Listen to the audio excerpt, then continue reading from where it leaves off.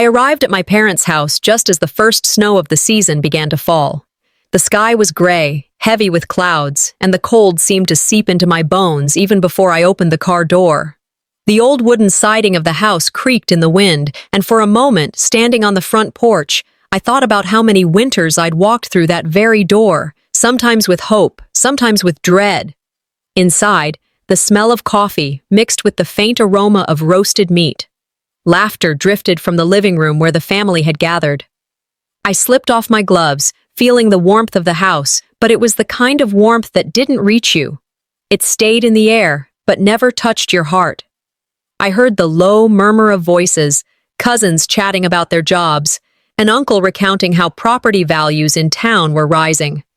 Words like legacy and inheritance floated past, not aimed at me, but hanging there as though I wasn't supposed to hear them. Something in the air felt wrong. A meeting was about to happen, though no one had called it that. My stomach tightened as I walked in, setting my coat across the arm of a chair. Alifair, my older sister, sat near the center of the room, glowing as if she had already won something. My father, Deliverance, leaned against the mantel with his coffee mug, while my mother, Honora, perched on the sofa beside him. Their eyes found me, but their expressions didn't soften. I took a seat near the edge, already bracing myself. "Let's talk about what's next," my father began, his voice carrying the weight of someone used to being obeyed. I opened my mouth, wanting to ask what this was all about, but before I could form the words, he cut me off with a sharp glance. Honora's voice followed, cold and clipped. "Stop acting like we're family," she said, each word deliberate, slicing through the room. "You don't get to decide who gets it." For a moment, the world seemed to stop. The chatter died instantly. The air was so heavy that even the ticking of the old clock on the wall sounded louder than breath. I stared at them, unable to move, unable to believe what I had just heard. My own parents, in front of everyone, stripped me of belonging. In my own parents' home, I thought, I had just been erased. The cousins shifted uncomfortably. An uncle cleared his throat but didn't speak. Some stared at their shoes, while others glanced at Alifair as though waiting for her reaction. And she smirked. Not even subtle. Her smile widened, eyes locking with mine as if she was savoring the moment. "Blood is thicker than water," I remembered people saying, but in that instant it felt as though water had more loyalty than the blood in that room. "You can't be serious," I finally managed to say, my voice catching, though I kept it steady. My father looked at me without hesitation. "It's done." "You don't need to make this harder than it is." I wanted to speak again, to defend myself, but the words stuck in my throat. I could feel the humiliation rising in my chest, but I swallowed it down, refusing to let tears come. Alifair's voice cut into the silence. "She's the one who knows how to build the future," she said proudly, gesturing to herself. "That's why she's the right choice." Honora nodded, adding like a knife twist, "All you've done is look after us, like a servant. That's not contribution. That's duty." The words hit me harder than the cold wind outside ever could. Decades of my life reduced to chores. Every hospital run, every bill I covered when money was short, every night I spent at their side when illness struck. It all vanished into a single dismissive phrase. I caught my Aunt Babine nodding with approval. "Yes," she chimed in, "the smart one deserves the legacy. It's only fair." My breath grew shallow, but I steadied myself. Inside I screamed, but outside I remained composed. "They want me invisible," I told myself. "But silence has power." I remembered a line I once read. "The way they treat you is who they are. The way you respond is who you are." That thought grounded me, even as my body shook with the weight of betrayal. Alifair leaned back, crossing her arms like a queen waiting for applause. "Don't take it personal, sis," she added with mock sympathy. "Some of us are just meant to lead." I finally spoke, my voice measured but sharper now. "So after all I've done, I'm not even family? My value only exists if it earns profit?" Honora waved a dismissive hand. "Don't dramatize." I leaned forward, locking eyes with her. "This isn't drama, it's truth. And if truth makes you uncomfortable, that's not my burden." Gasps rippled softly around the room. No one expected me to speak that way, not after years of swallowing my pride. Alifair tilted her head, smiling condescendingly. You'll walk away quietly, like always. That's what you do. I let her words hang, then answered calmly. You may think you've won tonight, but every word you've spoken, I'll remember. The silence that followed wasn't empty. It was heavy, charged, alive with something they didn't recognize yet. For me, it was the beginning. After my parents' words cut through me like a blade, I didn't leave the house right away. Instead, I retreated to the far end of the hallway, where the coat rack stood crooked under years of use and the faint smell of mothballs lingered. I leaned against the wall, the cool wood paneling pressing into my back, grounding me as laughter echoed from the living room. It wasn't laughter I was invited into. It was laughter about a world I wasn't welcome in anymore. The murmur of voices drifted down the hall, my cousins retelling old stories, the clinking of glasses, my father's booming laugh as though nothing sharp had just been said. I stared at the framed family photographs along the wall, my own face smiling in each one, and wondered how long it would take before someone decided to pull them down. Family is supposed to be sanctuary. In our culture, in this town, a family gathering was meant to feel like home. But standing there in the hallway, I felt like a guest who had wandered into a party uninvited.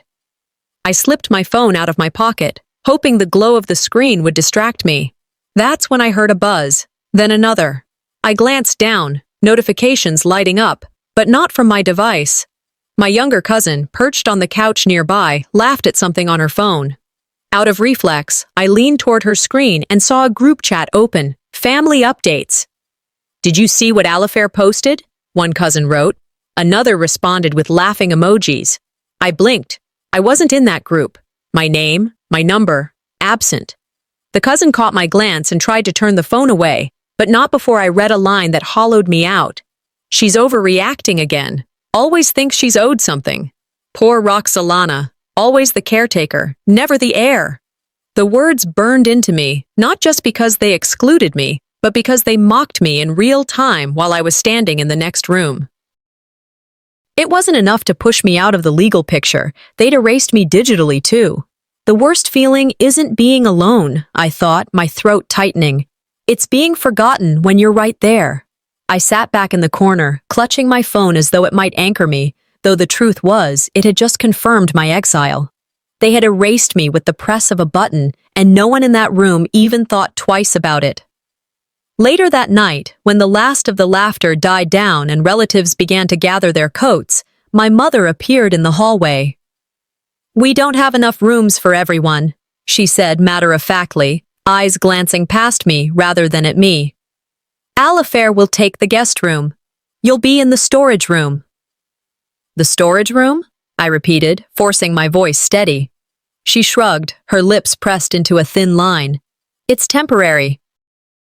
Don't make it dramatic. I followed her down the narrow hall to the back of the house, where the door creaked open to reveal a space stacked with old boxes, holiday decorations, and crates of forgotten china.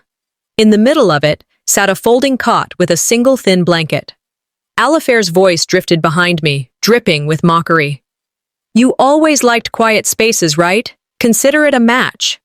I turned to her, my words measured but firm. A storage room for a daughter. That says more about you than it does about me. She smirked, tossing her hair back as she walked away. You'll survive. Inside, my mind repeated a quote I once held close. When people show you who they are, believe them the first time. Tonight, they had shown me everything I needed to know. I sat on the cot, the metal frame squeaking under my weight. Around me, boxes loomed like towers, dust motes swirling in the dim glow of a bare bulb overhead. Even a guest would have been treated better. Guests are welcomed. And I was shoved into storage like clutter. From the hallway, voices still carried faintly, my father praising Alifair's initiative, my aunt Babine reinforcing her worthiness. Each word was another nail sealing my place as an outsider in my own bloodline. I lay back, the thin blanket scratching my skin, my phone illuminating the dark room. Against my better judgment, I opened the group chat again, scrolling through the cruel jokes and smug comments. They were laughing about me as if I were an old story, a relic that had no place in the present. My chest tightened, but I forced myself to breathe evenly. If they can cut me out so easily, I thought, staring at the screen, I can make choices they'll never see coming. The bulb flickered once, shadows shifting across the boxes stacked high, and I realized that in the smallest room of the house, I had been given the clearest view of the truth. That night, as the rest of the family slept soundly in warm rooms, I began to imagine a life without them in it. The next morning, I forced myself out of the storage room, rubbing the stiffness from my shoulders after a night on the cot. The hallway smelled faintly of bacon, and the clatter of plates drifted from the kitchen. I walked toward the sound, determined not to hide, even if every step felt like I was intruding. The kitchen was buzzing. Uncles clustered near the coffee pot, aunts arranged fruit on platters, and cousins scrolled on their phones. At the table, the chairs told the story clearly. Alifair sat near the head, my parents on either side of her. A seat was left open for me near the corner, half blocked by a stack of coats draped across it. As I slid into that corner chair, conversation faltered.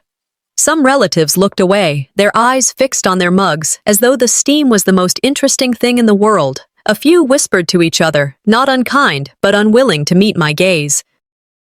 Alifair, by contrast, basked in her central place, passing butter to her left, and laughing loudly at a cousin's joke. I looked around the table, the plates brimming with food, the coffee steaming. A seat at the table means nothing, I thought, when your voice is absent. They were talking about plans for the house, about legacy. My name never came up. My contributions, the bills I'd covered, the nights I'd stayed awake when my father was sick, were gone as though they never existed. As I stirred my coffee, my mind slid back to those years. The memory came sharp, like a wound that never healed. I remembered driving through the snow at 2 a.m, my father coughing in the passenger seat while my mother clutched her coat tight. The hospital's fluorescent lights burned my eyes, but I sat there filling out forms while my sister texted from Chicago about her important meetings. I remembered opening my wallet, handing over my own modest teacher's paycheck to cover medication insurance wouldn't. The pharmacist looked at me with sympathy, as though he knew how often I stood there. When I got home, I sometimes found notes left by my parents. Thank you, Roxalana. But later, when conversations turned public, that gratitude melted into expectation. That's your duty, my father would say. Not a sacrifice.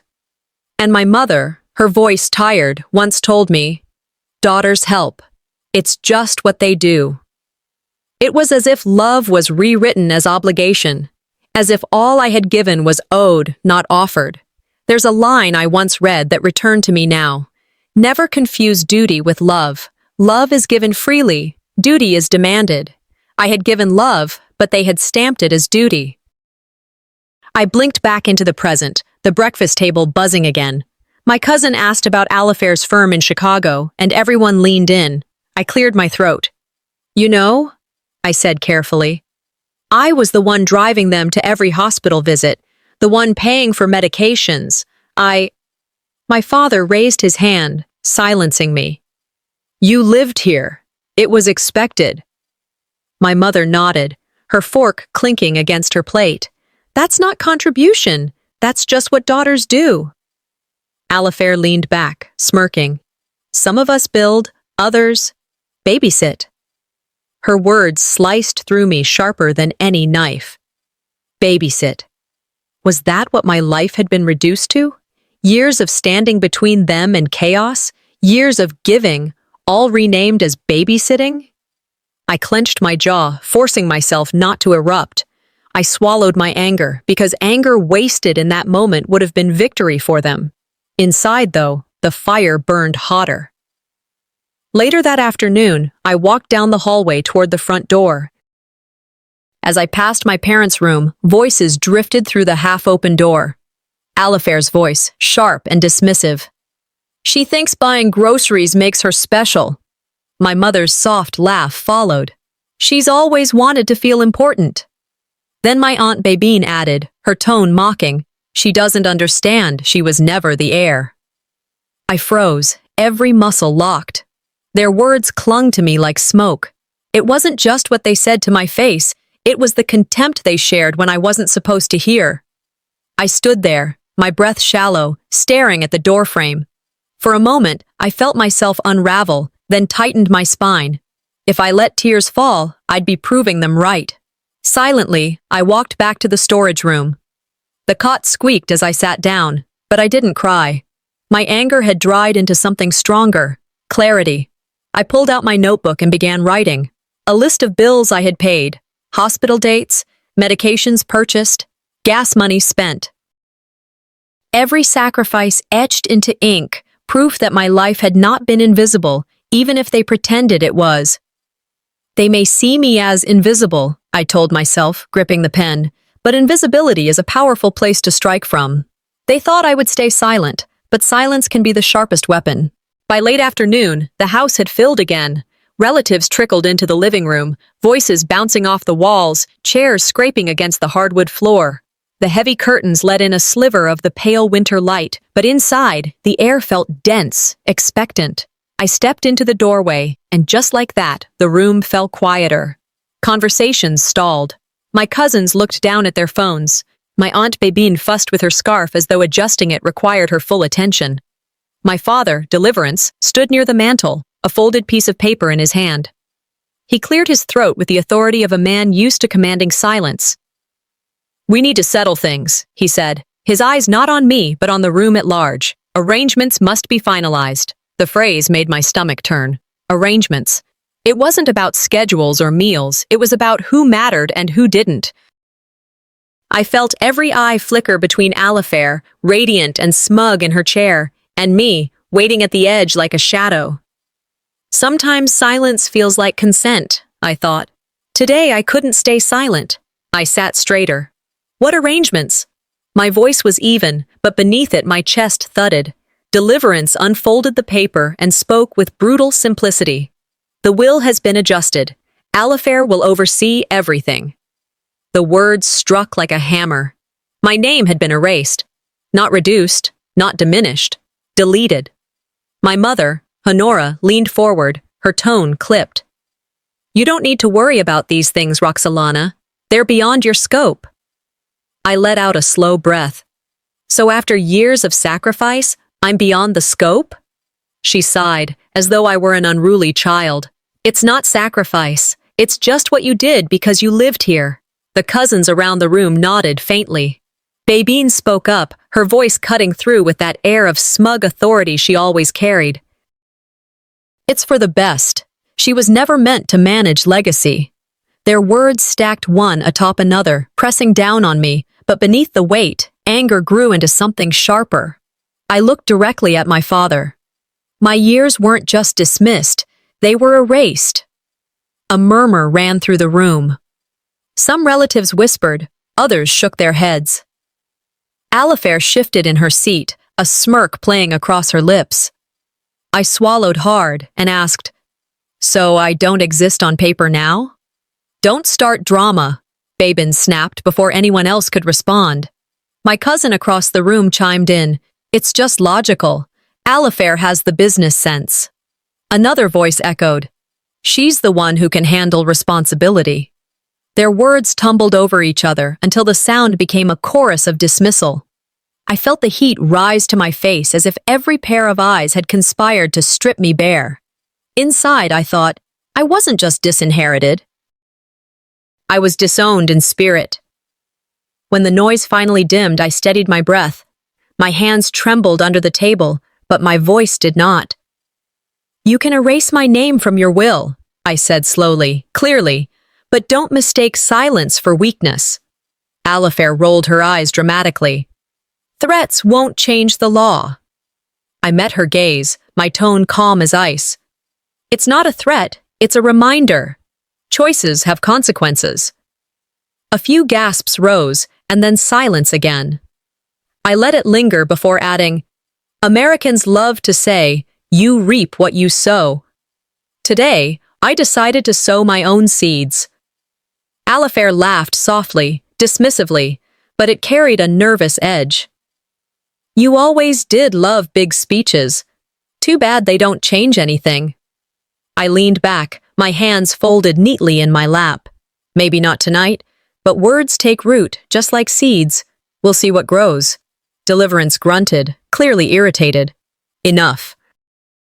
This is settled. The relatives began to talk again, the sound of laughter rising as though my words had evaporated into the stale air. Plates clinked, a cousin cracked a joke, and the moment of tension was buried beneath forced mirth. They thought my voice had vanished, but I felt the truth simmer inside me, steady and strong. They laughed because they thought I had no power, I told myself as I rose from the table. That laughter will be their undoing. When you erase someone's name, you forget they can write it back themselves, in ways you never expect. I stepped outside into the porch, the cold air wrapping around me with more honesty than the warmth inside that house. The snowflakes floated down lazily, settling on the railings, and I let the wind sting my face. After the shouting and the smug smiles, after my parents' silence that cut deeper than words, this air felt cleansing. My lungs ached, but it was a relief to breathe without the smell of stale coffee and judgment. I pulled my coat tighter and stared at the yard.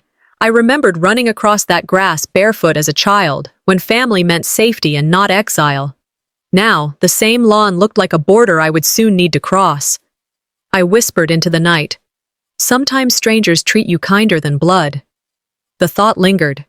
Was family something you were born into, or something you built yourself through loyalty and care? If the answer was the latter, then maybe I had been living among strangers my whole life. As I stood there, my phone buzzed in my pocket. The screen lit up with a name I hadn't expected but welcomed. Aisling, my oldest friend, the one who had known me since grade school, calling now of all times. I answered quickly. I saw your face today, she said before I could speak. Her voice was steady, warm. You've done more for them than anyone. Don't think I didn't notice. I laughed bitterly, my breath fogging in the cold. Funny.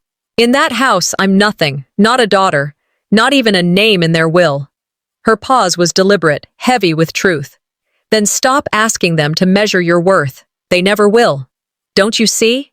You've been waiting for a stamp of approval from people who can't give it, not because you don't deserve it, but because they won't. Her words hit me harder than any insult earlier. I leaned against the porch railing, letting the phone press against my ear like it was holding me up. So what am I supposed to do? Pretend I don't care? No, she replied firmly. You don't pretend. You decide. Sometimes the family we make is stronger than the one we're born into. I closed my eyes, letting that truth sink in. For the first time that day, I felt something inside me loosen. Aisling's words didn't erase the sting, but they steadied me.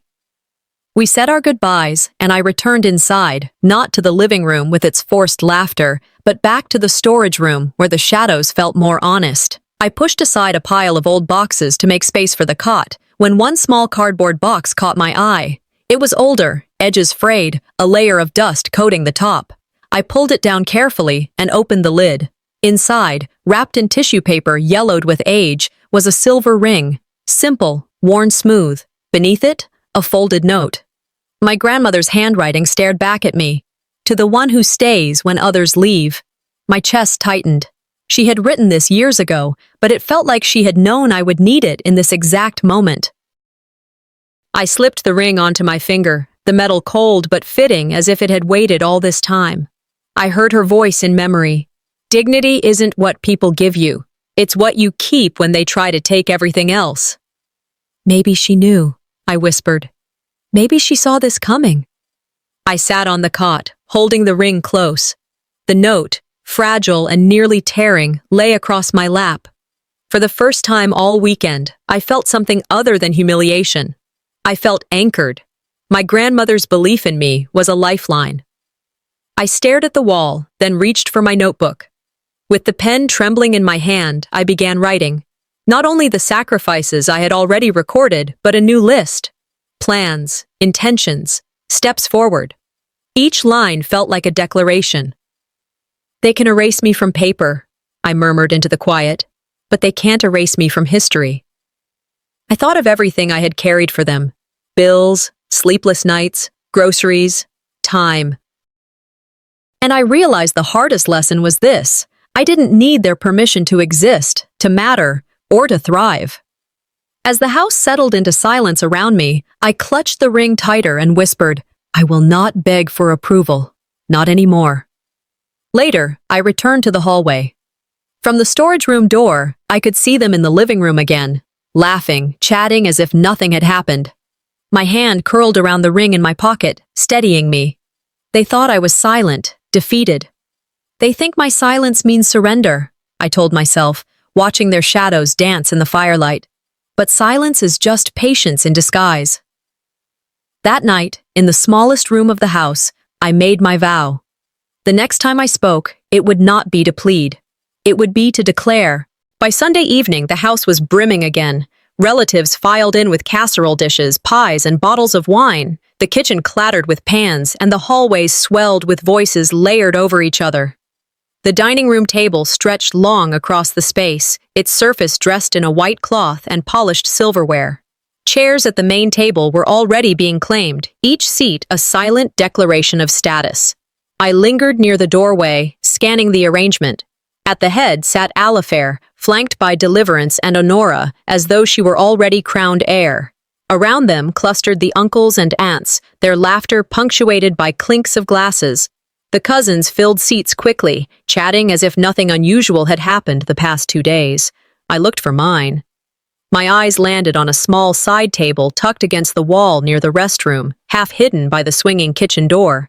A single chair waited there, apart from the circle of importance. I wasn't even part of the main table anymore, I thought, stepping toward it. Not a daughter, just an afterthought. I sat quietly, arranging my napkin, pretending not to notice the gap between me and them. But the sting settled deep, heavy as the winter night pressing against the windows. As the meal began, platters moved back and forth across the main table. When food finally reached me, it was cold, picked over. I ate slowly, each bite tasting like exclusion. Then came the first blow. A guest, one of my cousin's friends, raised his voice with a laugh. "At least she won't miss dessert. She's closest to the kitchen and bathroom." The room erupted. Even my cousins chuckled, some covering their mouths, others outright laughing. Heat flushed up my neck to my cheeks, but I forced my expression still. Humiliation is sharper when it's dressed as a joke, I thought. Alifair leaned across the table, her eyes glinting. She spoke just loud enough for me to hear. "See? Even the seating chart knows your place." I lifted my gaze and met hers, refusing to look down. "Funny how people reveal themselves when they laugh," I replied evenly. Her smirk faltered, just slightly. The clinking of forks resumed, conversation rolling again, but I caught the sidelong glances, the enjoyment of my public diminishment. After the plates were cleared, Honora rose, a proud smile playing on her lips. "We have something special for dessert," she announced. "A gift to honor our family's heritage." She disappeared briefly and returned holding a large framed chart. Gasps and claps rippled through the room. "Our family tree," she declared, setting it upright against the wall. Names branched neatly in scripted ink, generations unfolding across the paper. Applause rose, aunts and uncles nodding with admiration, but my eyes scanned quickly, heart pounding. The branches stretched wide, but my name was nowhere. My chest tightened, hands curling into fists under the tablecloth. Deliverance's voice cut across the room. "It's cleaner this way. Alifair represents the line now." Nods followed. Babine clapped her hands softly. "That's legacy," she said approvingly. I rose slowly, my chair scraping against the wood. My voice was measured, though fire burned beneath it. "So history will record I never existed?" Deliverance waved a dismissive hand. "Don't overreact. It's symbolic." Symbolic? My words came sharp, deliberate. Symbols are what last when memory fades. You're telling the world I was never here. Silence rippled. Some cousins shifted uncomfortably. Others avoided my eyes. Alifair's lips curved into a victorious smile. It was as if I had been erased in real time, in front of everyone, I thought, my pulse hammering. I sank back into my chair, forcing my breath steady. If I let the cracks show, if I cried here, I'd give them exactly what they wanted. Breaking down would have given them victory, I told myself. I would not give them that. I excused myself quietly, slipping from the room. My fingers curled around the ring in my pocket, the one my grandmother had left me, the one that whispered dignity when all else tried to strip it away. I walked down the hall, each step carrying the weight of humiliation, but also a seed of resolve. If they could erase me from their tree, then I would plant one of my own. Resilience is built in silence, I thought, pausing at the mirror near the front hall. Not applause. I looked at my reflection, the flickering light catching my face. They saw weakness when they looked at me. But I saw something else.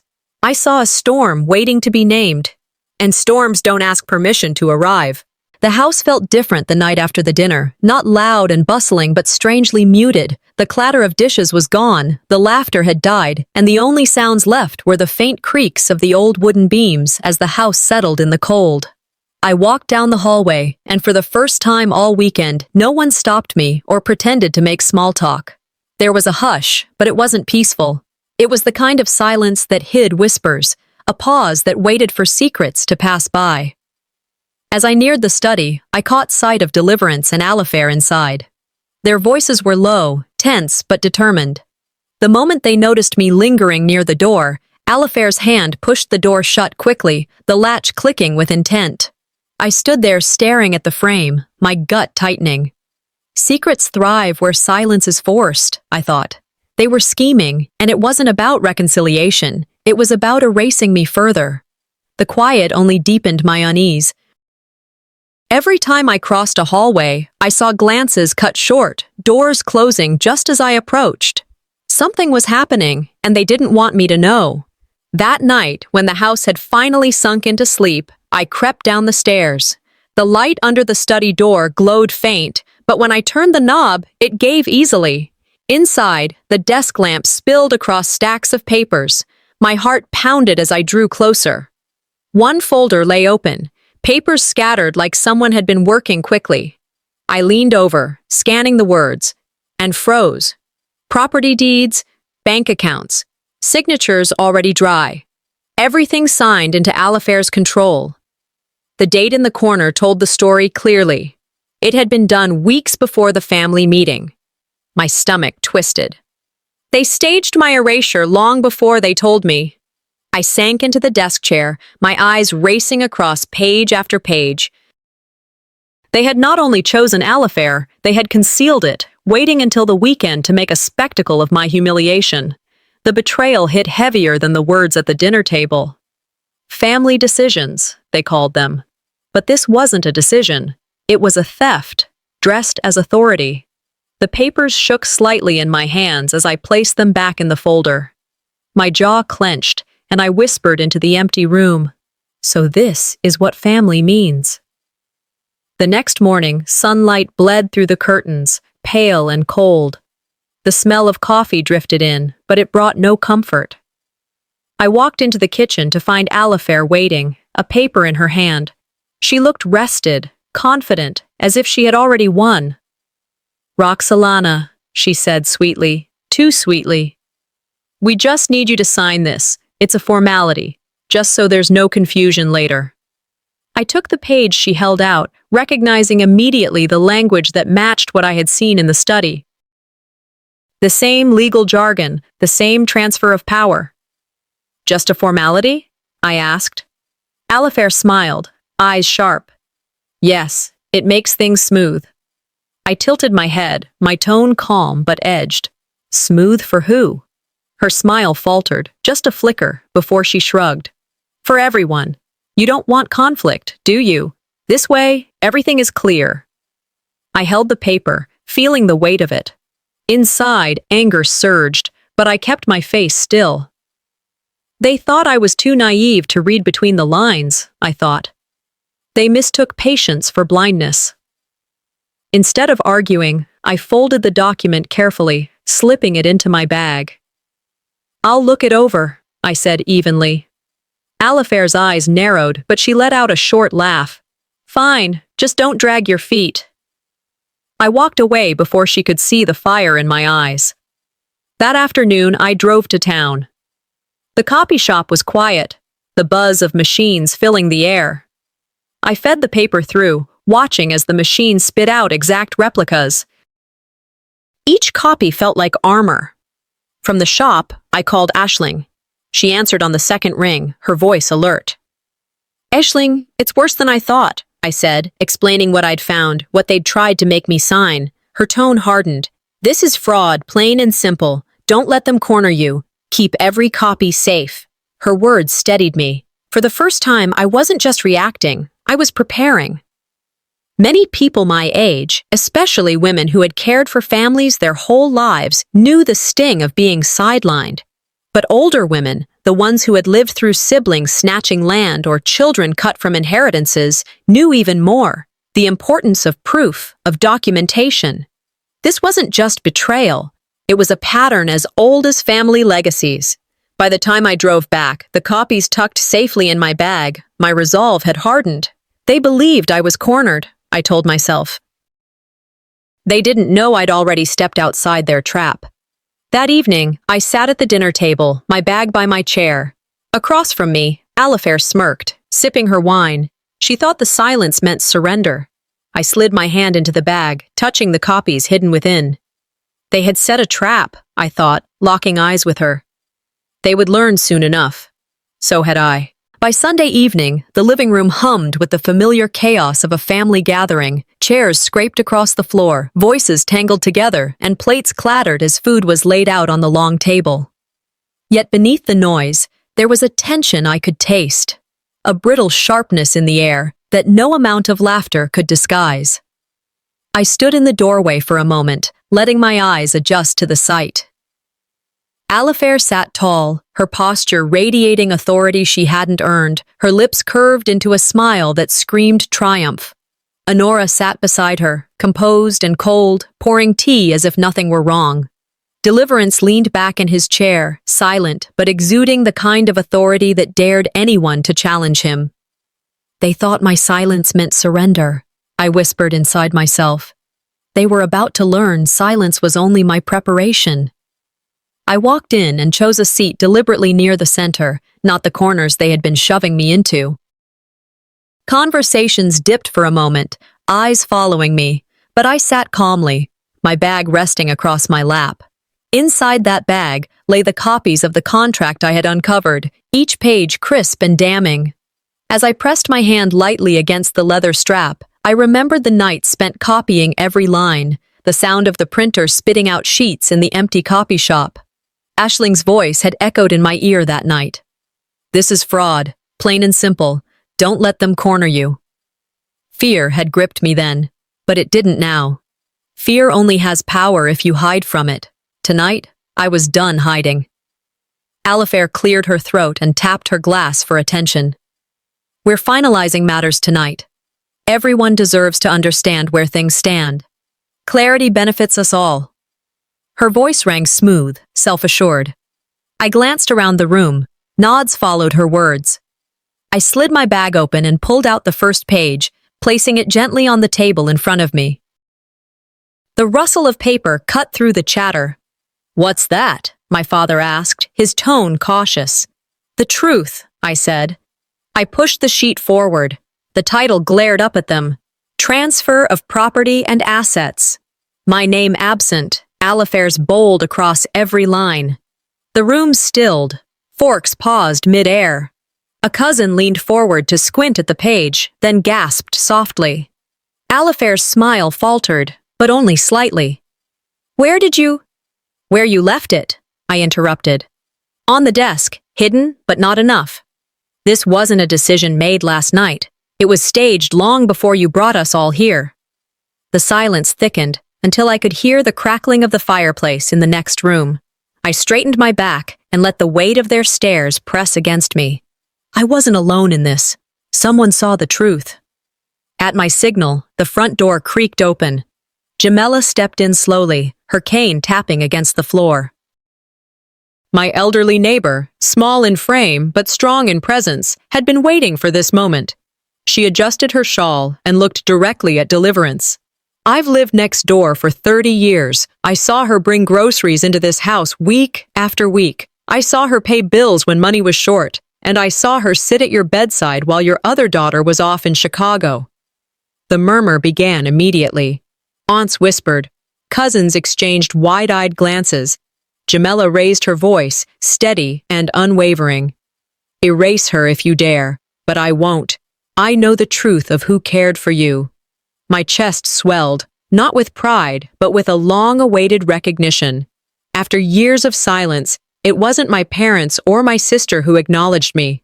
It was truth itself, spoken through the lips of someone who owed me nothing. Alifair let out a scoff, shaking her head.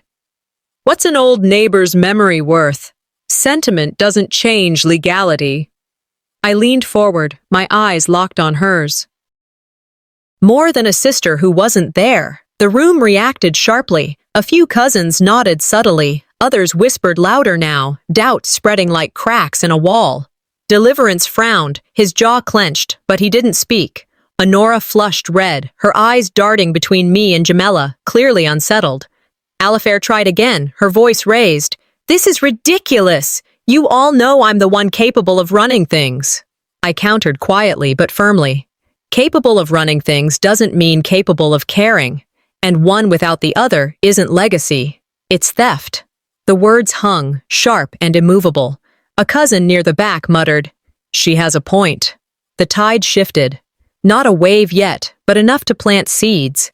Seeds of doubt, of unease, of recognition that what was happening here wasn't just unfair, it was deliberate betrayal. I sat back, calm. For the first time, their laughter wasn't at my expense. For the first time, I wasn't afraid. "This," I said, gesturing to the documents, "was just the beginning. If you want war on paper, I can fight on paper too." No one laughed this time. Inside, I felt it clearly. The silence that followed wasn't emptiness anymore. It was fire waiting to spread. They wanted silence, I thought, my hand brushing the ring my grandmother had left me. Instead, I gave them evidence. That night, the living room was no longer a living room. Chairs had been lined up in stiff rows, lamps turned up too bright, shadows cut sharp against the walls. It looked less like a family gathering and more like a trial. Deliverance sat in the largest chair by the fireplace, shoulders square, chin raised like a judge about to hand down a sentence. Honora perched to his right, her lips pressed into a thin line, her presence one of silent endorsement. Alifair stood confidently at the front, a folder tucked under her arm, her posture like a lawyer ready to argue her case. Relatives filled the rows, whispering among themselves until Deliverance raised his hand for silence. The hush fell heavy, more suffocating than the stale air. They turned our home into a courtroom, I thought, glancing around, forgetting that truth never needed a stage. I sat with my bag at my feet, the strap looped around my ankle. Inside it, the evidence I had prepared waited patiently. Suspense coiled inside me like a spring, but I didn't move yet. I let them play their performance. Deliverance began, his voice grave. "We are here tonight for clarification. There has been too much disruption, too many doubts raised. It is time to settle this once and for all." All eyes turned to Alifair as she stepped forward. She opened her folder, pulled out her papers, and began to speak with all the smug confidence of someone who thought the outcome was already written. "I have worked tirelessly," she began, pacing slowly. "I built my career, my reputation. I've shown that I can handle responsibility. That is why our parents have entrusted me with the future of this family." She held up a document, pages fluttering. "These are records of my work, my contributions. Legacy belongs to the one who builds it, not the one who lingers in the shadows of this house." Some relatives nodded, a few even clapped politely. Honora gave a small smile, pleased. Deliverance looked on, stone-faced but approving. Her words pierced, but as I listened, I realized something. The sharper her tone, the deeper the cracks she cut into her own credibility. She spoke of money, status, appearances, but not once did she speak of love, care, or sacrifice. Not once did she speak of family in the way it was meant to be lived. When she finished, silence hung as though waiting for approval. She closed her folder with a triumphant snap. That was my cue. I rose slowly, every movement deliberate. My chair scraped back against the wood, echoing louder than I expected. I reached down, lifted my bag, and placed it on the table in front of me. With steady hands, I drew out a set of documents, the copies of the contracts they had tried to bury. "You signed away what was never yours to give," I said, my voice calm but cutting. Deliverance's eyes widened. "Where you tried to hide it," I interrupted. Gasps rippled across the room. A cousin leaned forward, mouth open. Babin shifted uncomfortably, her scarf twisting in her hands. I laid page after page on the table. "Weeks before you gathered us here, you made your choice. You erased me in secret and then invited everyone to watch the spectacle. But the record tells the truth." From my notebook, I pulled out another list. My list. I read aloud. Hospital visits I had driven them to, bills I had paid, groceries I had covered, nights spent at their bedside when no one else showed up. Each line was a nail hammered into the coffin of their narrative. "Tell me," I said, lifting my eyes, "which of these duties did Alifair fulfill? Which of these nights was she here? Because I can tell you the answer: none." The room stirred, relatives whispering, glancing between me and Alifair. Her face reddened, her smirk gone. "This is manipulation," she shouted. "She's making herself the victim." I reached again into my bag and drew out one final envelope. Sealed, stamped, undeniable. "If you deny me here," I said, placing it squarely on the table, "then the court will recognize me. This isn't just family drama anymore. This is fraud." A collective gasp filled the room. Alifair's voice cracked. "You wouldn't dare!" I looked at her, my gaze steady. "I already did." The words struck harder than any argument. Silence roared in their place. Even Babin, always ready with a dismissive remark, could not speak. I sat down, folding my hands calmly in my lap, as though nothing extraordinary had happened. But in the air, something had shifted permanently. For once, I thought, looking around at their stunned faces, silence was not my prison. It was their judgment. The envelope sat on the table, heavier than any word spoken that night. The morning after the tribunal, my phone buzzed so violently it almost slid off the nightstand. I blinked against the harsh light of dawn, groggy until I saw the flood of notifications, missed calls, text messages, and social media alerts lighting up one after another. At first, I thought it was some mistake, but as I opened the first link, my stomach flipped. The entire confrontation from last night, the will, the contracts, my envelope, had been recorded. Someone had captured it and posted it online. Clips were everywhere, chopped into short videos already spreading across Facebook groups, neighborhood chats, and even a local blog. It wasn't just a family matter anymore, I realized, my pulse quickening. It was a public reckoning. Within an hour, neighbors were messaging me. "We saw it. Stay strong." Church members called, some with voices laced with pity, others with outrage at what they had witnessed. Outside, as I pulled the curtain slightly open, I caught sight of two people walking their dog, pausing to whisper and glance at our house. Panic set in among the others. Alifair stormed down the hall, her voice sharp and frantic. "Who recorded it? Who shared it? This is slander!" Honora clutched her robe tighter, her face pale. "People will misunderstand. This will ruin us." Deliverance tried to bark orders, but his voice cracked under the weight. "Find out who did this! It has to be taken down!" I sat calmly at the edge of my bed, phone in hand. Their desperation didn't move me. For the first time, their panic wasn't mine to carry. By mid-morning, the viral storm had grown. The video showed Deliverance's cold words, Alifair's smug dismissal, Honora's silence, and then my calm voice presenting the truth. Online comments stacked by the hundreds. "She's the real daughter. How could they erase her like that? This is heartbreaking and disgusting." Local news picked it up, running a headline. "Inheritance dispute in prominent Duluth family goes public. The shame traveled faster than any of their excuses. Your reputation is what people think you are. Your character is what you really are," I remembered reading once. And here, in real time, their reputation cracked under the weight of their character. By late morning, the whispers had turned into open judgment. At the grocery store, someone muttered to another, "Did you see that video? Poor thing." Relatives began calling too, some defensive, others worried about their own names being attached. The family's image, once carefully polished with pride and appearances, was unraveling thread by thread. And then came the moment that sealed it. It was a brunch, hastily arranged in hopes of repairing the family's image.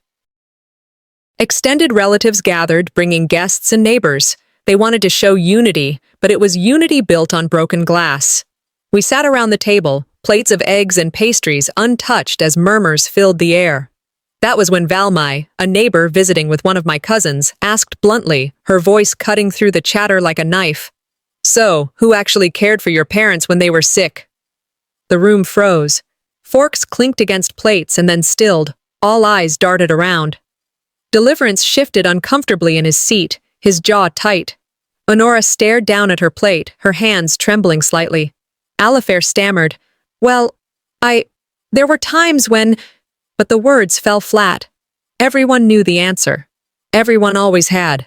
Sometimes the simplest question carries the weight of judgment heavier than any court, I thought, letting the silence stretch. Cousins who had once looked at me with disdain now avoided Alifair's gaze. Whispers rose. It was Roxalana. She was here. The loyalty that had propped her up cracked audibly in that silence. The tide began to turn. A cousin leaned toward me, whispering, "I'm sorry. I should have said something sooner." Another aunt, who had once praised Alifair loudly, pressed her lips together and looked away. Babin, always Alifair's loudest supporter, kept quiet this time, her scarf clutched too tightly in her hands.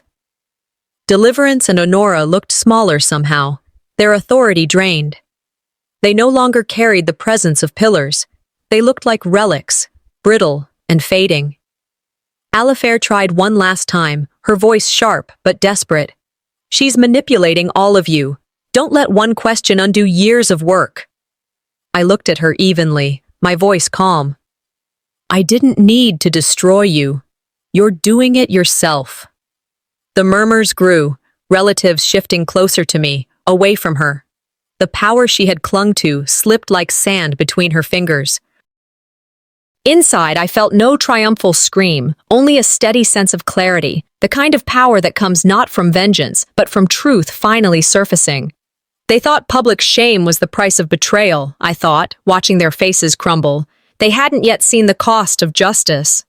The reckoning was far from over. When I stepped back into the house a week later, it was as though the walls themselves sagged under the weight of silence. The energy that had once been so harsh, so hostile, was gone, replaced by something colder, heavier. Gossip had spread across Duluth, at the church, at the grocery store, even whispered on sidewalks. The tribunal wasn't just our shame anymore. It belonged to the whole town. Relatives who once crowded these rooms avoided them now, keeping their distance to escape the fallout. I walked through the hallway, past the photographs still hanging on the wall. My face stared back at me from them, smiling in captured moments that now felt like fiction. Alifair was nowhere to be seen. Her door stayed locked, her arrogance gone, though the defiance clung to her like a shadow. My parents sat in the living room, smaller than I remembered, their presence diminished. Deliverance's shoulders slumped in his chair, his gaze fixed on nothing. Honora's eyes darted away the moment I entered, as if the sight of me burned. Sometimes judgment doesn't come in shouts, I thought, pausing in the doorway. It comes in silence that refuses to leave. Honora pressed a hand to her chest and winced. Deliverance coughed, the sound weak and ragged. Despite everything, I found myself moving toward them, not out of duty, but out of something deeper. Something that reminded me who I was, no matter who they had chosen to be. Their health was faltering. Honora complained of chest pains, while Deliverance admitted, grudgingly, that stress had kept him awake. And though my name had been cut from papers, I was still the one driving them to appointments, still the one filling prescriptions at the pharmacy. One afternoon, after I handed Honora her medication, she stared at me, bewildered. "Why are you still here?" I met her eyes, calm but firm. Because I can live with myself this way. Her lips parted as if to argue, then closed again. She looked down at the pills in her palm and said nothing more. Character, I reminded myself, is doing the right thing when no one is watching or thanking you. Days blurred with hospital visits, long waits in sterile halls, my parents leaning on me in ways they never acknowledged. One evening, as a nurse checked Honora's chart, she glanced at me with a smile. "You've been here more than anyone else," she said softly. "They're lucky to have you." Honora heard. Deliverance heard. Neither spoke. Their silence said everything, an admission without words, a confession they couldn't bring themselves to voice. Recognition may never come from them, I thought as I tucked the blanket around my father's shoulders. But I didn't need their words to validate my worth. The realization came quietly, like dawn breaking.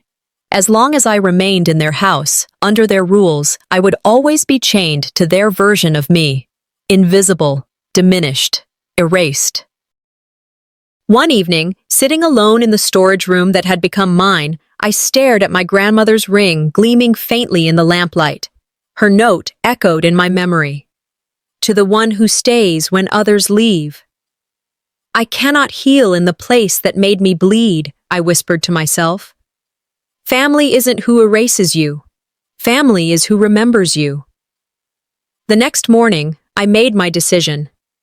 I searched listings, called landlords, walked through small apartments in town until I found one with wide windows overlooking Lake Superior. It wasn't grand, but it was mine. A space untouched by their judgment. When I packed my things, I chose carefully: clothes, books, and above all, the ring that reminded me I was more than their silence. Deliverance sat in his chair, watching without speaking. Honora clutched her sweater, her lips pressed thin. Neither asked me to stay, neither thanked me. I didn't need them to. I carried my box to the door and paused, my hand resting on the frame. The air was thick with unspoken words, but none were mine to claim. I came here invisible, I thought, taking one last look at the house that had tried to bury me. I leave seen, even if only by myself. I stepped outside, pulling the door closed behind me. The sound echoed, final and steady. And as I shut that door, another one had already begun to open. 2 weeks after the tribunal, I walked up the stone steps of the county courthouse with Aisling beside me. The air was sharp with early winter chill, but inside I carried a heat that no wind could cool.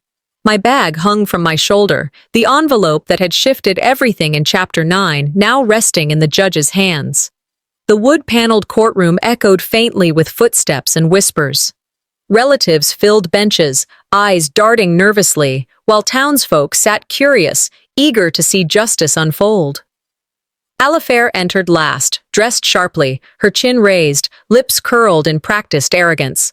At first glance, she looked untouchable, but as the judge began to leaf through the documents, I saw the cracks, the twitch in her jaw, the slight tightening of her grip on her briefcase. This time, I thought, sitting straighter, their stage is not a living room. It is a court of law, where lies have no refuge. The proceedings began with questions of record. Aisling presented the contracts, my careful copies aligning perfectly with the originals I'd discovered. I took a deep breath and stood, speaking clearly. These documents were hidden, then used to erase me without my knowledge. My parents' signatures appear here, but the dates reveal the truth. This was planned before any so-called family decision. Fraud is not family tradition, it is betrayal. The judge looked over his glasses at Alifair, then at Deliverance and Honora. "Do you dispute the authenticity of these papers?" Alifair rose quickly. "She's twisting it. This is family business, not legal business. She's—" "Sit down," the judge snapped, his gavel striking once. "This courtroom is not for theatrics." A hush fell. For once, they couldn't talk over me. My voice carried the weight of the law. Jamela stepped forward to testify again, her cane tapping softly. "I watched her for years."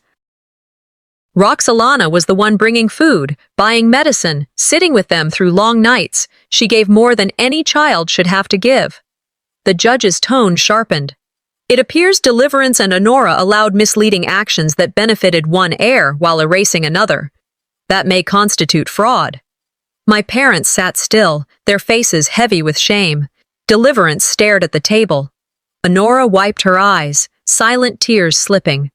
In that moment, I felt vindication, not because they were humiliated, but because the truth was finally louder than their silence. Word spread faster than snowstorms across Duluth. But this time it wasn't gossip. It was official. The ruling echoed in headlines. Inheritance fraud exposed. Relatives distanced themselves from Alifair, Deliverance, and Honora. Those who once praised them quietly pulled back, unwilling to be tied to the scandal. Financial penalties followed. Accounts were frozen, assets seized until division could be corrected. Deliverance looked like a man aged 20 years in one morning. Honora cried quietly, shoulders hunched, her voice gone. Alifair stormed out of the courtroom, her heels striking like angry hammers, her pride shattered, her reputation in tatters. They tried to erase me, I thought, watching them break. Instead, they erased themselves. Justice may move slowly, but it never forgets. I didn't linger in their downfall. It wasn't my home to live in anymore. I chose differently. Weeks later, I stood in my own apartment overlooking Lake Superior. The windows glowed gold at sunset, the lake stretching endless and free. On the small shelf by the window sat my grandmother's ring in a glass case, no longer hidden in a dusty box, but honored in the light. Aisling visited one evening, carrying takeout and a smile. She set the bags down and said, "You won." I shook my head gently. No, I chose, and that made me free. I looked out the window as waves lapped against the shore. I had carried the weight of being unseen. Now I carry only myself, and that is enough. Legacy, I realized, isn't what others hand down. It's what you decide to keep, what you decide to build. I will never beg for a seat at their table again. I have built my own. Because sometimes, the sweetest justice isn't just winning in court, it's living a life they can never erase.